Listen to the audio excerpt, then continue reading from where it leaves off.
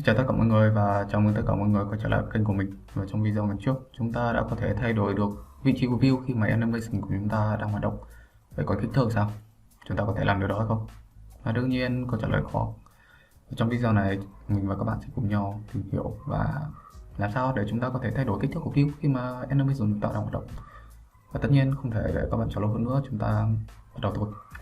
Và đầu tiên, mình sẽ mở lại project của phần trước và tiếp tục với nó. Như thường lệ thì mình sẽ build một file XML mới thay vì sử dụng lại file XML cũ để có thể tách biệt riêng giữa các phần và đặt tên since. Ok, và đương nhiên copy lại toàn bộ code của phần 2 và paste vào. Ok, chúng ta đã có nó. Vậy thì để làm sao để có thể thay đổi được kích thước thì chúng ta cần biết tới một thẻ, đó chính là Key Attribute. Ok, và frame position mình sẽ đặt là 25. Và frame position là gì thì trong video lần trước mình đã nói rất rõ rồi và mình sẽ không nói lại trong video lần này nữa. Ok, và tiếp theo là scale x. Scale x và scale y đó chính là tỷ lệ kích thước của view so với cả kích thước ban đầu. Với một đấy chính là kích thước ban đầu, và các bạn muốn nó lớn hơn bao lần, nhỏ hơn bao lần, bạn chỉ cần thêm nó vào trong thuộc tính này, và mình sẽ đặt ở đây là 0.5. 0.5 tức là nó sẽ kích thước của view sẽ giảm đi còn 50%, cả về chiều rộng lẫn chiều cao của view.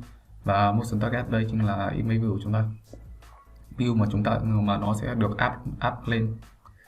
Ok, và tiếp theo một cây attribute nữa ở vị trí 50%, và đi chính là image view của chúng ta.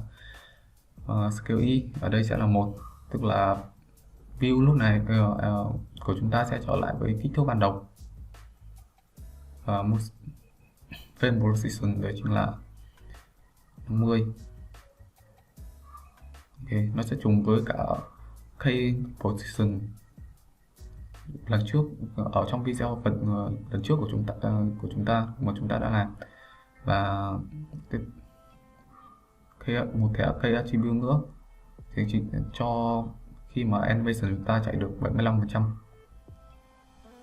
Frame position 75.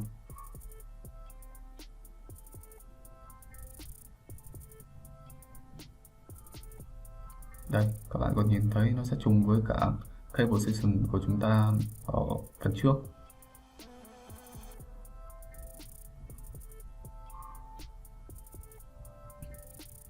Và là scale x và scale y mình sẽ đặt là 0.5. Kích thước của view sẽ nhỏ đi 1/2 lần.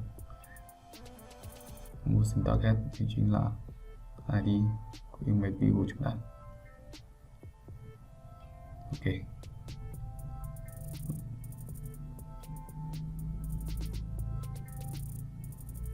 ok, chúng ta đã có nó và run và test ngay thôi.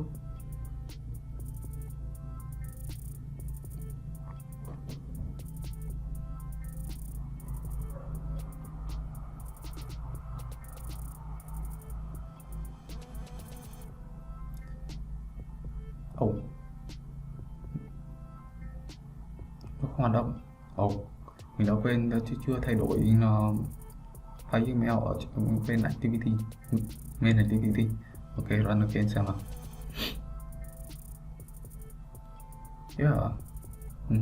Các bạn có thể thấy. Ok, qua video này mình đã giúp các bạn hiểu về làm cách nào có thể thay đổi được kích thước của view trong motion layout.